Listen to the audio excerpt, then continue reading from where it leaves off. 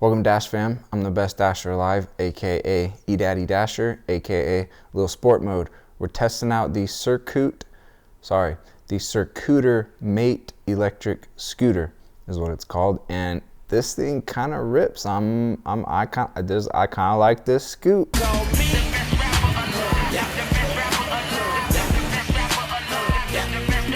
So I'm going to show you my first test ride on this electric scooter so you can get my real thoughts the second that I step on it. It's currently going for $520 on Amazon, and honestly, I think that's a pretty good deal for this scooter. It's an all-terrain scooter, and it does feel that way. It's strong, it's solid, it's sturdy, really good tires. We'll do some off-road tests I'll show you after the first test ride, but it kind of rips. Like I said, it's actually a good solid scooter. You don't feel like it's flimsy or cheap. Like, you feel like you can actually rip it a little bit. I'll push first and see what the pushing feels like.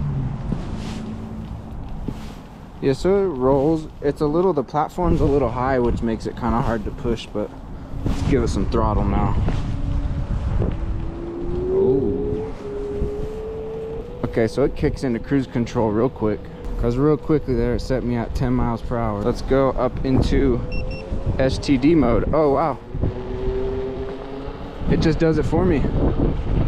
So as soon as I click the button to change it to STD mode, it instantly increased my speed to 18 miles per hour in cruise mode, cruise control still. So that's cool. I haven't touched the throttle at all. And it feels nice. Honestly, nice and smooth. It does have a little bit more of an off-roady feel to it than other just more street scooters I've been on. Yeah, and acceleration definitely increases with each mode.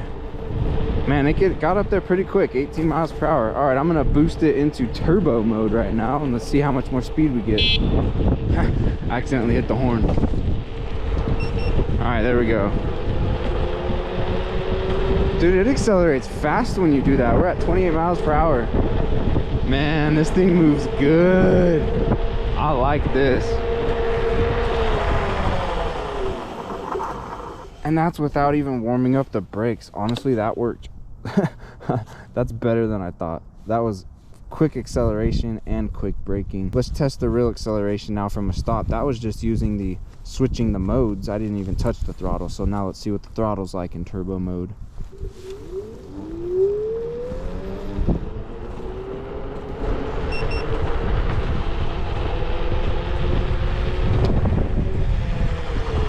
Try that one more time. I thought it might be a little okay.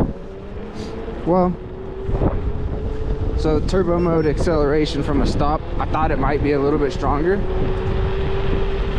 but once it gets going, it really gets going. That's nice. Yeah, and the brakes are touchy, which in a good way. They work well. You don't have to pull on them real hard. Once you start to pull, you really start to stop. It has actually some good shocks on it. You can bounce around on it a little bit. I think one complaint I kind of have so far is the throttle has quite a bit of swing. Like the distance you can move it from where it rests to where it stops. When you push on it, I wish there was less distance. Really bumpy right through here. All those tree roots.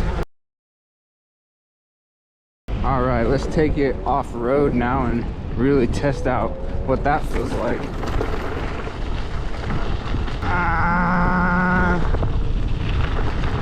I mean, it's doing it. So there's that. Other scoots just wouldn't do it, you know. It'd be this would already be too rough for some scoots. And it's doing it though. But I mean, we've lost 4 miles per hour. Bit bumpy for sure. It's not the smoothest ride, also not the smoothest trail, but that's kind of the point of trying to off-road right here.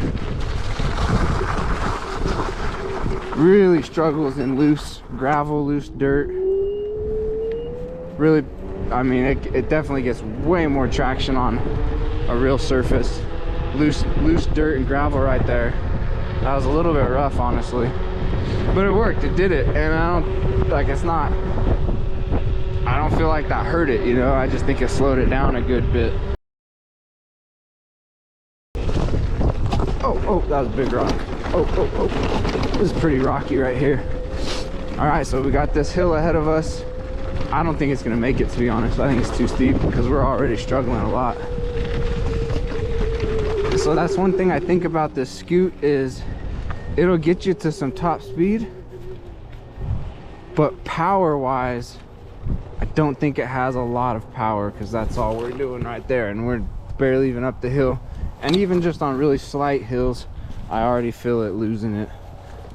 So power, not so great, but it does have a nice top speed. Suspension feels nice, brakes feel nice. It is handling difficult terrain, so I think the tires are doing nice.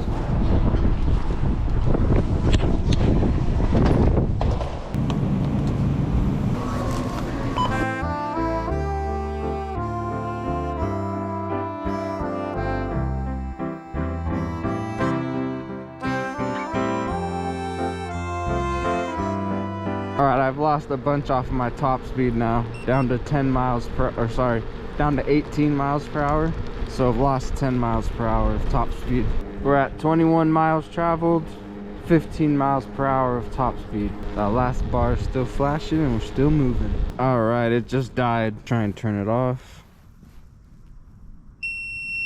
And then back on, see if that gives us a little juice at all. Oh, it is. It's giving us a little bit. All right, let's see how much more it gives us. Barely anything extra. So we're done. Well, map my track said 18 miles. Scooter said over 20.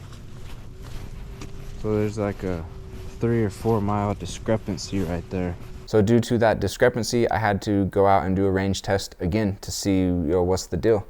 And same thing happened again. I even used a second app, so I used 2 apps to track the mileage and the mileage on the scooter. The 2 apps said the same mileage. The scooter said a higher mileage. It was a 3.3 mile discrepancy. So it seems that it is the scooter that's having an issue, whether it's the model, the brand, or just the specific one that I have, I don't know. Could also be my phone, but my phone has worked fine for tracking every other time I've used it, so I don't think it's that. I think it's the scoot. But the scoot was still super fun. I would just plan on probably 18 miles of range, max range, till you're starting to hit empty as your total range. And then if you're at top speed. But if you want to go a lot slower, you can start to add in some more total mileage if you want to go really, really slow on the scoot.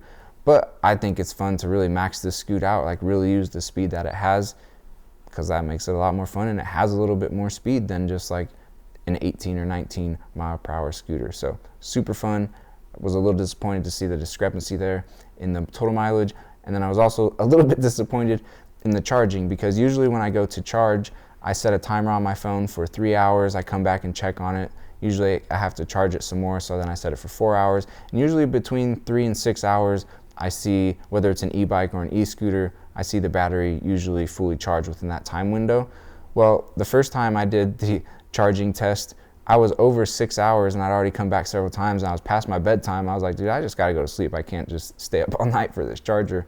I woke up in the morning, it was charged, so I knew it was just taking extra time, so I had to test it again. And I've actually tested it 2 extra times from empty since then, and it just takes a very long time to charge. 6 hours plus, to be honest. I don't know what the total time is, because it was just taking too long and I had other stuff to do, so I stopped paying attention to it or just went to bed.